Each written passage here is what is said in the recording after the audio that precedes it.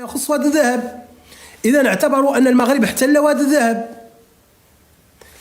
إذن السبب أيضا أن تكتب كلمة احتلال في القرار هو موريتانيا. عرفتوا على أن لولا موريتانيا تعودوا مالكم خالقين. والله لولا موريتانيا والحكومة العسكرية والله لما أطلق عليكم أنكم ممثلون للشعب الصحراوي، لأن هذه الكلمة كتبت في اتفاق 5 غشت 79 وبنت عليها الأمم المتحدة وقالت يجب على المملكة المغربية أن تتفاوض مع ممثل صحراوي وهو جبهة البوليساريو. ثم بعد ذلك اعترف بكم المقدم محمد خونا والهيدالة وشرح كيف اعترف بكم.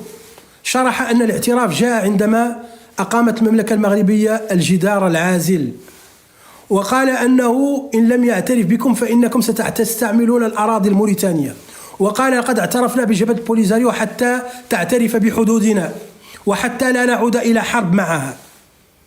وأنا شخصيا كمتابع أعتبر أنه أكبر خطأ وقع في الدبلوماسية الموريتانية هو ذلك الاعتراف. واعترف هو المقدم محمد خونا والهيدالة أنه كان اعتراف أحادي، وأنه لما أتى بذلك الاعتراف إلى اللجنة العسكرية أنه عارضهم كثير منهم وعلى رأسهم قائد الأركان العقيد معاوية الأحمد الطائع، ولكن هم عرفوا أنهم قاموا بذلك الأمر يعني بطريقة استثنائية، ولم يريدوا أن يجسدوا ذلك الاعتراف منذ 84 بداية 84 إلى حد الآن. لا تسمح موريتانيا أن تقوم لكم راية على أرضها، ولا تسمح موريتانيا أن تكون لكم ممثلية دبلوماسية على أرضها. ورأيتم التعامل وتتعامل مع المملكة المغربية كدولة جارة. موريتانيا تتعامل مع المملكة المغربية كدولة جارة وتقوم مع الاتفاقيات. هذه هي الحقيقة. بل إن موريتانيا عندما تقوم بالتحرك في إطار المغرب العربي الذي أنتم في قلبه، تتعامل على أن المغرب العربي أو المغرب الكبير 5 دول. ورأيتم مؤخرا رغم أنكم صوتتم على موريتانيا منذ 3 أيام لرئاسة الاتحاد الإفريقي، لكن موريتانيا عندما ذهبت لتستشير الدول زارت الجزائر، تونس، ليبيا، وأخيرا المملكة المغربية، ولم تبعث إليكم مبعوثا ولا رسالة ولا أي شيء. وهذا يبين أن الاعتراف بكم إنما هو اعتراف كما يقال ليس اعتراف كامل الأركان، كأنه اعتراف زمني أو مؤقت أو شيء من هذا القبيل، أو كأنه اعتراف من أجل التوازن حتى تخرج موريتانيا من هذه القضية وحتى تأمن بأسكم. هذه هي الحقيقة.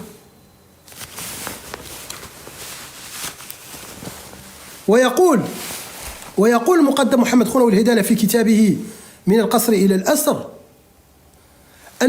أنه كان ينسق يوميا مع الرئاسة الجزائرية حتى يستقطبوا الاعتراف لجبهة البوليساريو. هاي اللي نزيدها لكم ملي. ويقول في كتابه أنه حتى حاول أن يقنع المرحوم صدام حسين أن يعترف بالجمهورية العربية الصحراوية، ولكن رفض ذلك صدام حسين. إذن ذل عدلت لكم موريتانيا، ذل عدلت موريتانيا لجبهة البوليساريو. والله ثم والله أقول لولا تصرفات موريتانيا عبر التاريخ لما كانت هناك جبهة شرعي ممثل شرعي للصحراويين. من أين لهم هذا؟ من أين لهم أن يكونوا الممثلين الشرعيين للصحراويين؟ وأكثر الصحراويين راهم في الأقاليم الجنوبية المملكة المغربية يتم التصويت عليهم، ولديهم مجالس جهوية، ولديهم يعني ممثلون في البرلمان، وتم التصويت عليهم بطريقة شفافة.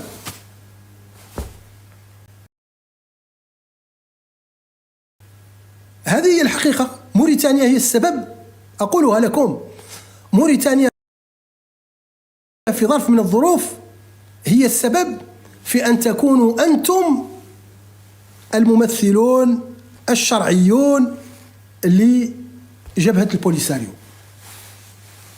للصحراويين. إذن موريتانيا ما عندكم عيبة، وموريتانيا إذا عدلت لكم مشي ما قد يعدلوا حد. وأنا أقول لكم شيء أيضا أنتم تعرفونه المعرفة الجيدة، أن اليوم الذي تسحب موريتانيا الاعتراف بما يسمى بالجمهورية العربية الصحراوية ستكون هي المسمار الأخير في نعش هذا الملف، لأن كثير من الاستقلال ما زالت الجمهورية الإسلامية الموريتانية يعني مستوى الجيش عادي جدا. نعم.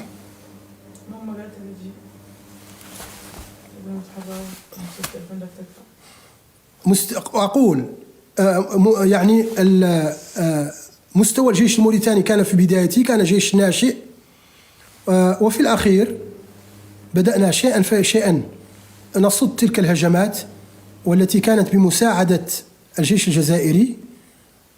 وفي الأخير الحمد لله عندما وقع الانقلاب على المختار الدادا لم تكن موريتانيا فقدت شبرا واحدا من واد الذهب. لم تكن موريتانيا فقدت شبرا واحدا من واد الذهب. هذه هي الحقيقة. من ركعتم من؟